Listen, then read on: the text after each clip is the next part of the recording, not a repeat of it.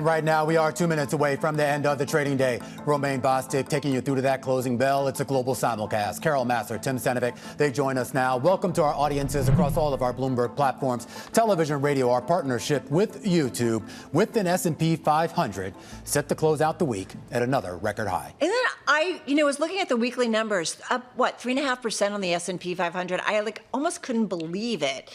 Because it just didn't feel that way, considering some of the churn in the market. But yeah, it was kind of like a stealth rally, if you will, yes. Because we kind of had that midweek swoon. But yeah, you're right, 3.5%, 3.6% to be precise. Okay, well, there's still, one more minute, so we don't know. Tim, there you go, Tim. I love that you're always so exact. If you're impressed by 3.6%, look at the Nasdaq Composite, up 5.3% for the week. Wow. Yeah. Well, there you go. I mean, it gets to this idea that at the end of the day, with this rotation that we continue to see underneath the surface, so that when sort of one group of one sector or one group of the market sort of does poorly because of shift in sentiment, usually something else picks up that mantle. Today, obviously, though, we have to address the elephant in the room, is that obviously a lot of the green on the screen in the equity markets is tied to some of the red that we saw out of that jobs report earlier today. Right. A weaker report, right? And the expectations is that maybe we don't get the Fed raising rates anytime soon. But there's a lot to go before we get to that September rate decision. A lot to go here, and of course, in addition to that jobs report that we just got earlier this morning, a reminder that next week we are going to get that inflation data. Of course, the other side of the Fed's mandate, CPI and PPI prints coming down the pike. A relatively lighter week for earnings, but still some consequential ones that could potentially move the market. As for today, the S&P 500 is going to close at a record high. It's up about 47 points on the day, 0.6%, 3.5%, 3.6%. On the week. The Nasdaq Composite adding more than 300 points, or 1.3%, up 5% on the week. Similar story for the Nasdaq 100. The Dow Jones Industrial Average only up 0.3% on the day, but it is going to finish the week higher by 3%, and a 3.5% gain on the week for the Russell 2000, which adds 1% on the day. That's your little buddy, right? That Russell? I like the Russell. I know you do. I know you do. It's a little engine that could. I know, always is. All right, S&P 500. I'm going to go back to the large caps, if I may. Most names in that index higher today, 321 names gaining on this Friday, Romaine, 180 to the downside. 180. Are you drinking? I was. I was taking a swig of water. I have to wet my whistle. He's the only one. To be fair, he's the only one on doing the talking. I have to do all the there. heavy lifting on this show. So let's get right to it. We take a look at the IMAP, and actually, this is kind of what a lot of people have been talking about: the idea that this does not necessarily have to be a tech-led rally. It has still been relatively concentrated. Today, materials got in on the action. That is the outsized gainer on the day, up about 1.5%. Discretionary stocks were up there as well. Tech stocks also up about 1%. Your laggards were in communication services and in energy. Are you hating on the tech stocks? No, I love tech stocks. All right, just making sure. Look at all those double-digit gainers. Every night I go to bed, I just talk to Claude. Tim was like... Hello, Claude. I say, hello, Claude. What does Claude say back to you? You really are a lonely man, You right? don't want to know what Claude says to me. Dark things. Does nobody want to talk to you or play with you or be on set with you? Romaine, call me. I will. We'll talk. I don't have your number, but sure. All right. Let's call Airbnb. Apparently investors are. Let's get to it, because that is definitely some outperformance in the session. This one up 17.4% in today's trade. Top gainer in both the S&P and the Nasdaq 100. Company boosting its annual revenue forecast for a second time this year. They cited robust demand in the U.S. and Europe. Company now sees annual revenue growth improving by a percentage of at least mid-teens, and boosted its full-year margin forecast for adjusted earnings. Optimistic outlook suggesting that travel demand does remain healthy. Overall, nights and seats booked jumping 10% to 148.3 million in the second quarter. They're also renting out, apparently, boutique hotel rooms. So this is a new revenue stream for them. The stock now up about 28% year to date. Let's flip it on over to SpaceX, if we may. This one up 16% in today's session. Top gainer it was in today's trade, the Nasdaq 100, continuing the climb that we saw yesterday.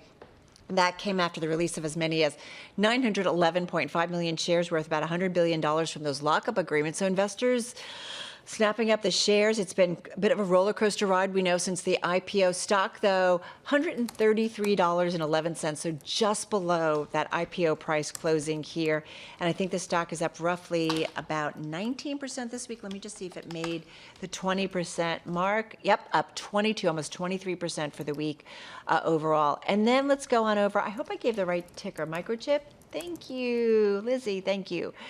A top in the S&P and NASDAQ 100, that went up about 13, almost 14% here. Semiconductor manufacturing forecast, company forecast adjusted earnings per share for the second quarter. Yeah. And guidance that beat the average analyst estimate. We did see some analysts raising their price targets, some lowering. Stocks up more than 30% year to date. What? All right, Tim, go. Okay. Well, I think Romaine wants to talk Dunkin' and coffee. I do too.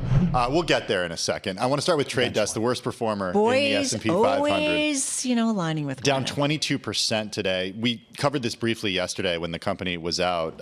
It reported earnings for second quarter and gave third quarter revenue that really missed average analyst estimates. Shares are down 89% since 2024 highs. At least 4 brokerages have downgraded their rating on the stock after this latest report. Once again, Trade Desk down 22% today. Let's go to retail and apparel and talk Under Armour a little bit. The company forecast sharper revenue decline than previously expected as demand softens in several key regions. Shares down today by 4.5%. The company's been trying to turn around its business by cutting its product offerings and reducing discounts.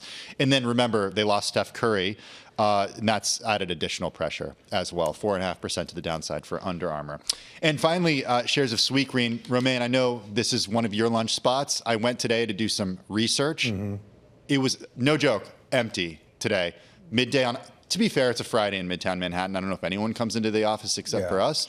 But there was nobody there, and that's the concern that Sweetgreen has right now as it continues to battle the Cyclospora outbreak, even though its products have not been linked to what has happened with certain packaged lettuces. Shares down 8% today after it downgraded its net sales for the year. Yeah, and we're going to hear from Kava next week with their earnings. As far as the yield picture, keep in mind on a weekly basis, the dollar is down.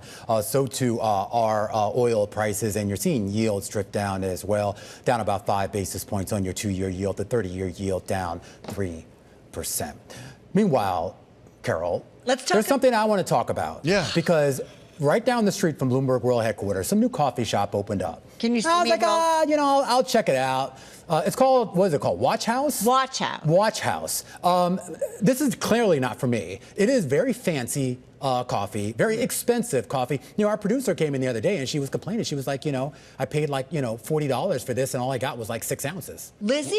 Meredith? Which one? I don't know. Why are you calling her out? Queenette? What's your problem? No. The Bambito Estate? Is that what she has? It comes with green tea as well.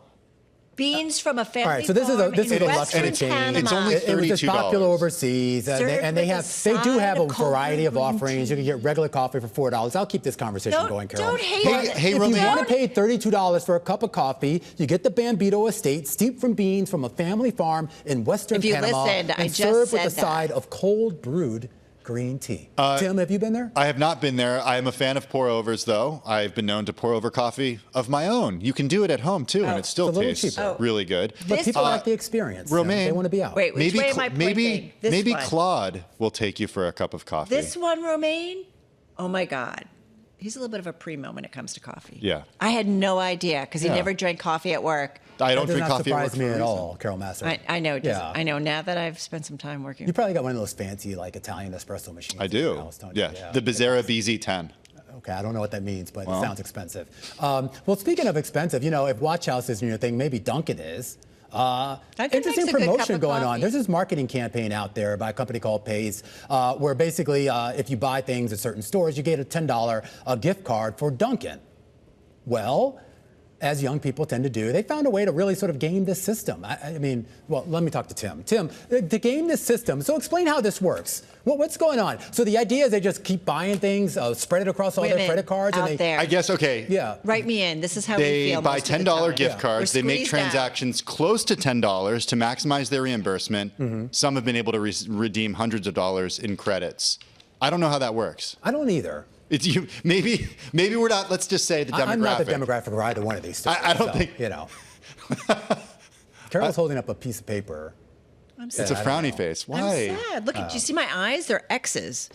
What's Is this wrong, what you guys Carol? do in the studio all day? Sorry? Nothing. I think we have to go. Hey, Romaine, I haven't really been talking today. Are they bringing you a co-anchor next week? No, I want them to bring me a $30 cup of coffee. $32, not including tip. I'm not even going to get you a $10 gift card. Okay, good night. Just going to tell you. Claude will get it for you, Romaine. Kind of love you. Have a good week. Kind of.